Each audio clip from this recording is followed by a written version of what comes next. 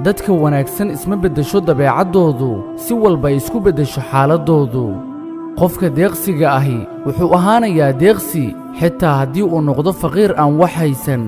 qofka saamaxaadda badanna wuxuu ahaanayaa qof dulqaad badan xitaa haddii la dulmiyo lagana xanaajiyo dadka daacadda ahi waxay ahaanayaan dad ixtiraam badan xitaa haddii la qiyaamo dadka qalbiyada nadiifta ah sita way ifayaan qalbiyadoodu xitaa hadday dareemayaan xanuun daran qalbigooduna uu dhaawacan yahay xagga kuwa kalena wejiyadoodu aysan ku farxad gelinaynin xitaa haddii ay dhoola caddaynayaan maxaa yeelay quruxda dhabta ah waxay ka soo burqataa qalbiyada iftiimaya xaggooda ugu dambayntii qofka qaybiya ubaxyada wuxuu ahaan doonaa qof dhoola caddayn badan